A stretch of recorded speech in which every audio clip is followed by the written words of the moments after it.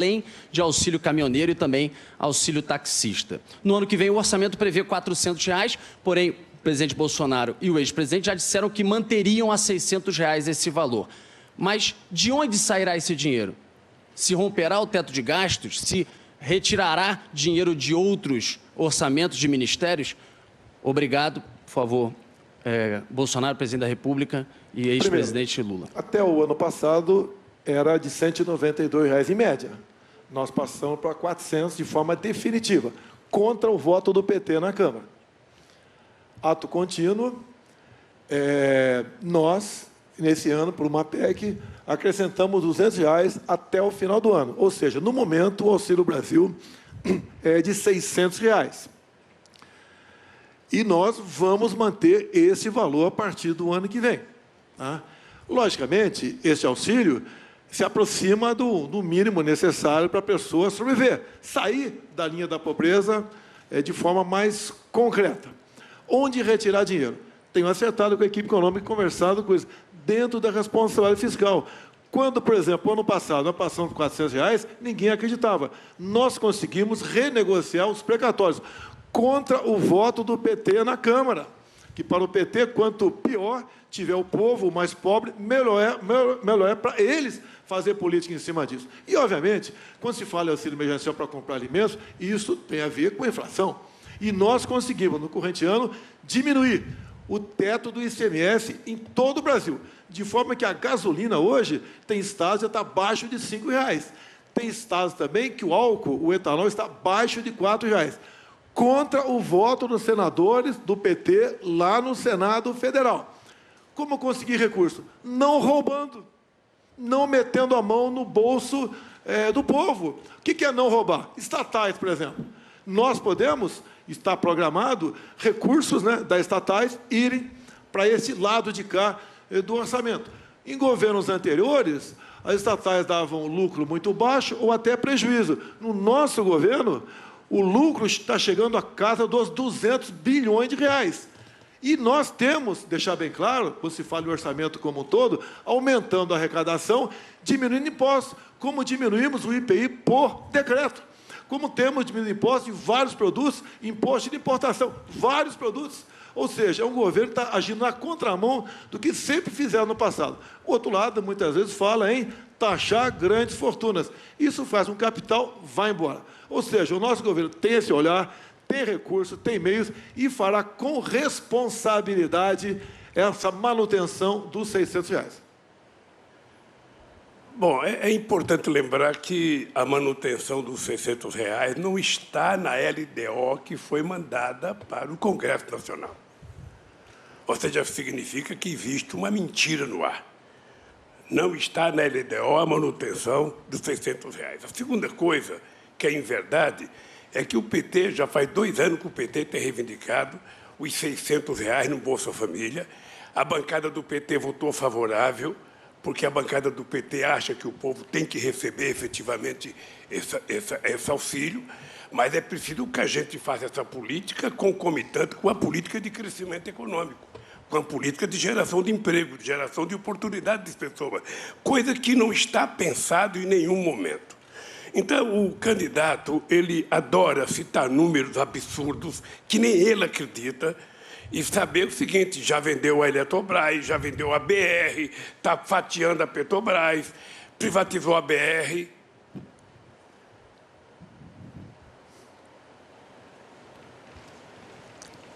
Candidato Bolsonaro, o senhor tem 1h30 para a sua réplica. Olha, o PT foi contra os R$ 400 lá atrás, votou sim para de mentir.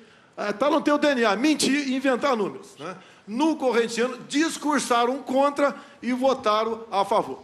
Questão de LDO, você resolve. Eu tenho contato com liderança da Câmara. Após as eleições, podemos fazer algo mais concreto, mais detalhado, para buscar recursos para pagar os R$ 600. Nós não podemos ser aqui inconsequentes, ficar anunciando, vou dar isso, vou dar aquilo, vou tirar imposto de renda de professor, não sei o que, só mentira. Tá? O orçamento é outra coisa, temos um teto de gasto e temos onde tirar recursos. Temos muita coisa planejado nesse tocante. Tenho certeza, os mais pobres, diferentemente do PT lá atrás, por que o PT lá atrás não aumentou, pagava uma miséria de Bolsa Família? Era uma miséria.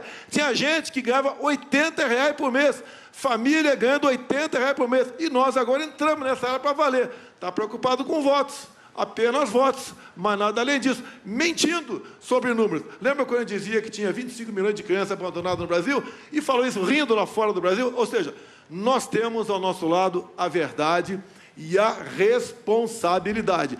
Nunca tivemos tanto dinheiro de fora do Brasil investido aqui, inclusive em torno de 20% do nosso PIB. É um governo que está dando certo, a economia está bombando e o Brasil está sendo exemplo para o mundo nessa área. Quem faz a próxima pergunta é a TV Cultura, com a jornalista Vera Magalhães. Vera, por favor, indica quem vai responder a sua pergunta e quem vai comentar, por favor. Boa noite a todos. Eu vou fazer uma pergunta ao candidato Ciro Gomes, com comentário do candidato Jair Bolsonaro. Candidato Ciro, a cobertura vacinal no Brasil vem despencando nos últimos anos. A cobertura para a vacina tríplice viral, que protege contra o sarampo e outras doenças, foi de 71% em 2021 e ainda não chegou a 50% nesse ano.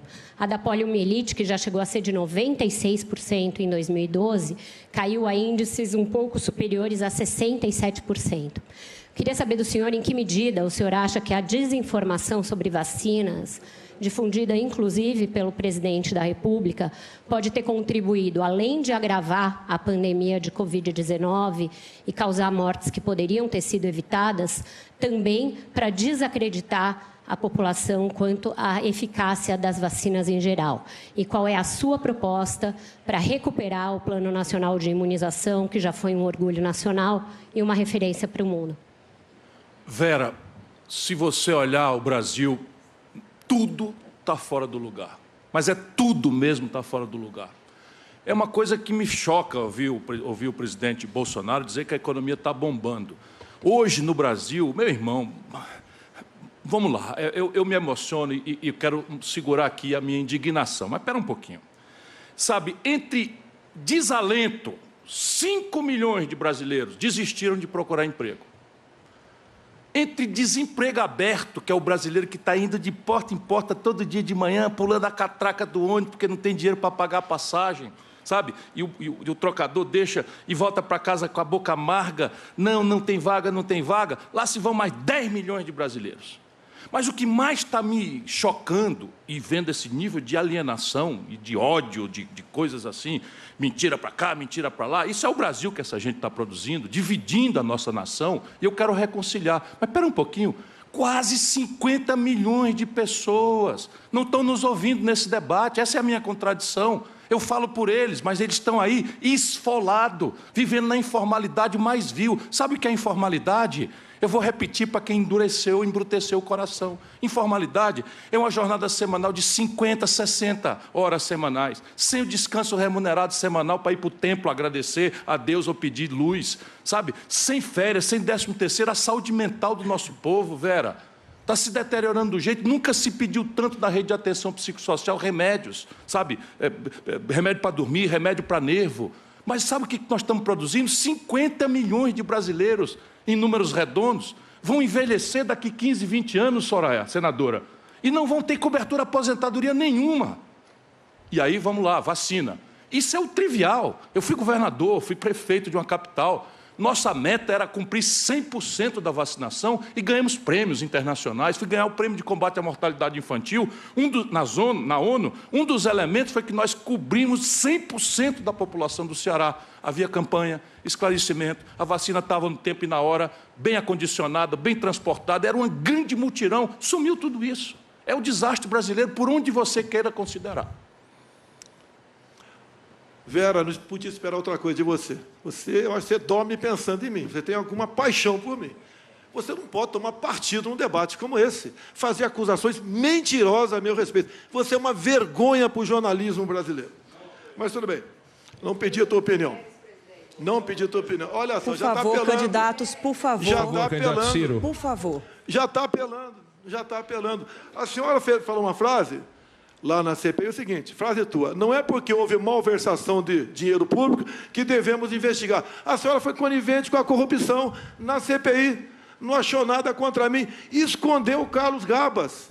Escondeu o Carlos Gabas, que desviou 50 milhões de reais e não foi investigado pela CPI. A senhora é uma vergonha no Senado Federal. E não estou atacando as mulheres, não. Não venha com essa historinha de atacar a mulher, de se vitimizar. Vera, você realmente foi fantástica, né? Deu oportunidade para falar um pouco de verdade sobre você. Candidato Ciro, sua réplica. Está vocês estão registrado o vendo. pedido de direito de resposta. Eu quero reconciliar o Brasil. Enquanto persistir esse nível de agressividade, sabe, de PT... Ainda agora eu vim entrando aqui na Bandeirante, estava lá a turba do PT batendo no carro, atravessando bandeira, eu conheço isso. Isso vai produzir coisas que o Brasil não merece. E nós precisamos restaurar a paz, reconciliar o Brasil ao redor de um novo e generoso projeto nacional de desenvolvimento que mude esse modelo econômico. Brigam para valer, mas patrocinam o mesmo modelo econômico. Brigam para valer, mas patrocinam o mesmo modelo de governança política em que a corrupção e a fisiologia são o centro do modelo de organização da política brasileira esses últimos 30 anos. Mudar o Brasil significa, vamos, devolver a condição que nós sabemos fazer. O Brasil era mencionado como exemplo em cobertura vacinal. A vacina está aí, tecnologicamente dominada, mas, infelizmente, nós vimos propaganda contra a vacina, disputa politiqueira com quem é o pai da vacina, propina na compra de vacina. Isso é onde nós estamos, muito próximo do fundo do poço.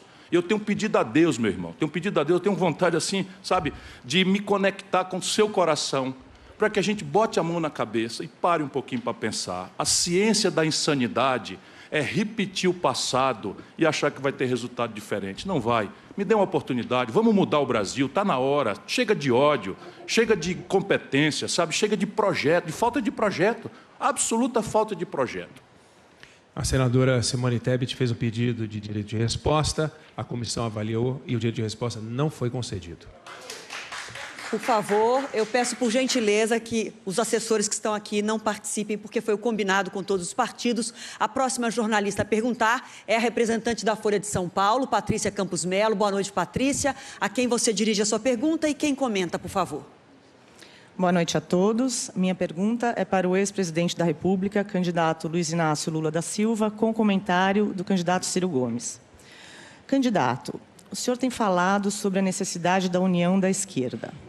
Mas o senhor e o candidato Ciro Gomes vivem um clima de hostilidade. Recentemente, o candidato Ciro Gomes afirmou, abro aspas, que o senhor considera o povo um bando de imbecis e também afirmou que já viu o senhor se corrompendo. Em resposta, o senhor afirmou que não leva o Ciro a sério.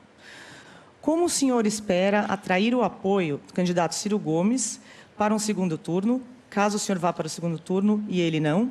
E para o candidato Ciro Gomes, o senhor pretende apoiar o candidato Lula se ele for para o segundo turno e você não? O senhor não? Olha, primeiro, ao responder essa pergunta, eu queria começar falando das vacinas. As pessoas se esquecem que foi exatamente em 2010 e 2009, quando chegou a H1N1, nós vacinamos em 3 meses 83 milhões de pessoas nesse país. Então, se as pessoas não são vacinadas, é irresponsabilidade de quem comanda, porque, na verdade, nós temos condições e o Brasil é lembrado no mundo inteiro como um país de muita competência em vacinação.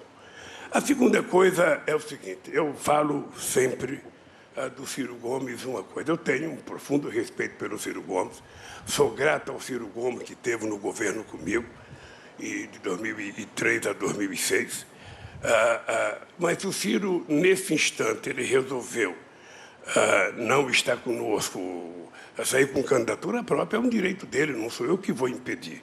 Eu estou construindo uma aliança política com 10 partidos políticos, todos os partidos de esquerda e progressista, e nós vamos ver, se ganhar as eleições, tentar ver, sabe, se ainda conseguimos atrair o PDT para participar conosco do governo. Eu sempre digo o seguinte, tem 3 pessoas no Brasil que eu trato com deferência. Mário Covas, Requião e Ciro Gomes. De vez em quando eles podem até falar mal de mim, que eu não levo em conta, porque eu sei que eles têm o coração mais mole do que a língua. Eles têm o coração muito mais mole, são muito mais compreensivos aos problemas sociais. Então, é o seguinte, eu espero que o Ciro, nessas eleições, não vá para Paris. Eu espero que o Ciro fique aqui no Brasil, que a gente sente para conversar e possa construir a verdadeira aliança política que ele sabe que vai ser construída. O Lula é esse encantador de serpente, né? Assim, vai na emoção das pessoas, cativo. Nós temos uma relação bastante antiga e ele quer sempre trazer a coisa para o lado pessoal. Não é pessoal. Eu atribuo ao Lula a contradição econômica do Lula, a contradição moral do Lula e do PT, o Bolsonaro. Eu não acho que o Bolsonaro desceu de Marte com essas contradições todas. O Bolsonaro foi um protesto absolutamente reconhecido, respeitosamente por mim, contra a devastadora crise econômica que o Lula e o PT produziram e que ele apaga. Ele faz números assim e esquece. Se você tomar, e eu vou fazer isso durante esse debate, a média de crescimento econômico do período do PT é medíocre, é igualzinha a do Fernando Henrique Cardoso. O desemprego que está aí de 10, o Bolsonaro recebeu com 12, recebeu do PT. E a razão da minha distanciamento é que, infelizmente, o Lula se deixou corromper mesmo. Está com Gedel Vieira Lima, está com Renan Calheiros, está com Eunice Oliveira. Pesquise quem são essas pessoas. Olha, mesmo assim, Ciro, nós ainda vamos conversar. E você vai pedir desculpa, porque você sabe que você está dizendo inverdades a meu respeito. Você sabe que está dizendo inverdade. Agora, o que é importante a gente levar em conta é que, quando o Ciro joga a responsabilidade da eleição do cidadão, sabe, nas minhas costas, eu queria dizer que eu não fui para Paris. Eu não saí do Brasil para não votar no Haddad. Eu não saí no Brasil para não votar. E fui preso para não ganhar as eleições, porque sabiam que, se eu tivesse liberdade, eu ganhava as eleições. E você sabe que eu fui absolvido em todos os 26 processos? Você sabe que eu fui absolvido em todos os processos? Fui absolvido na ONU, fui absolvido na primeira, na segunda instância e 2 vezes na Suprema Corte. Agora é o seguinte, eu sou o único inocente que paga o preço de ser inocente. Ou seja, eu sou culpado porque sou inocente. Eu continuo dizendo para vocês o seguinte, nós vamos trabalhar para voltar a governar esse país, para fazer a economia crescer, para investir na educação. As pessoas se esquecem que quem criou o piso escolar fui eu. E muitos governadores não queriam sequer pagar o piso escolar. As pessoas se esquecem que nós espalhamos universidade por esse país afora. E vou dizer uma coisa para você, o ProUni foi a maior revolução educacional que a gente fez nesse país. Milhões de meninos da periferia, meninos negros e negras, que estudavam em escola pública, tiveram a oportunidade de primeira vez fazer uma universidade que era privilégio de rico, era privilégio da classe média alta. Aliás, filho, você sabe perfeitamente bem que esse país é tão contra a educação que o Peru teve a sua primeira universidade em 1554 e a nossa primeira foi em 1920. Ou seja, a elite brasileira nunca se preocupa em educar. Precisou um metalúrgico sem diploma cuidar disso. Quem escolhe os candidatos para responder e comentar, e faz a pergunta agora pelo UOL, é a jornalista Thaís Oyama. A minha pergunta é para a candidata Simone Tebet, com um comentário da candidata Soraya Tronic. Candidata, a senhora tem enfatizado na sua campanha o fato de ser mulher. Seu slogan é "Mulher vota em mulher". E a senhora também já disse que gostaria de ser vista como uma feminista. Já a candidata Soraya Tronic, ela afirma ter restrições ao que considera ser, por vezes, um comportamento vitimista da parte de algumas mulheres. Ela já disse, por exemplo, que diante de uma acusação de estupro, não é porque a acusadora é mulher que tem razão. Então, minha pergunta é, em que medida a senhora concorda ou discorda da candidata Soraya Tronic nessa crítica em relação ao suposto vitimismo feminino? Bom, eu gostaria de agradecer a pergunta, Thaís. Nós já tratamos desse assunto mais de uma vez. É um tema que eu acho que envolve a todos nós. Ser feminista é defender o direito das mulheres. e não tem lado, não é a esquerda ou a direita que vai dizer e vai capitanear essa pauta. Ser feminista é defender o direito das mulheres. E eu quero fazer aqui um elogio, inclusive, à candidata Soraya, porque, nesse sentido, ela concorda comigo. Sabe o que é ser feminista no Brasil hoje? É olhar para essas mulheres que estão nas barracas de lona, em praças públicas, alimentando no seio uma criança, ela mesma com fome, porque eu teve que dar o pouco do resto de comida que tinha para o seu filho mais velho. Sabe o que é ser feminista? É defender, como eu e Soraya defendemos, a igualdade salarial entre homens e mulheres. Aprovamos no Senado. E se eu for eleita presidente da República, eu tiro da gaveta da Câmara dos Deputados, porque está lá parado. Não é possível, num Brasil majoritariamente feminino, que somos maioria do colégio eleitoral, na mesma função, com a mesma atividade, com a mesma profissão, com a mesma competência, ganhamos até 20% menos. Se formos negras, então, chegamos a receber 50% menos. Temos as nossas diferenças, eu não concordo, sendo bem objetiva, com esta colocação da senadora Soraya, mas tenho que dizer que a bancada feminina no Senado Federal é atuante. Nós precisamos de uma mulher para arrumar a casa, nós precisamos de uma mulher para pacificar o país, para unir o país, para dar credibilidade, para fazer com que esse ódio que hoje divide e que começou lá atrás no governo do PT, do nós contra eles, definitivamente chegue ao fim. Porque hoje está dividindo as famílias. Ninguém fala de política na mesa do domingo porque não quer mais criar confusão, sendo que a política é a essência da vivência da democracia. Então, nesse sentido, eu quero ampliar esse debate. Ser feminista é respeitar as mulheres que pensam diferente. Soraya pensa diferente de mim em alguns pontos, mas defende os direitos das mulheres como eu. Candidata Soraya. Thaís, boa noite. Em primeiro lugar, eu gostaria que você até mesmo repetisse, porque eu estou surpresa. Eu acredito que eu não tenha entendido a afirmativa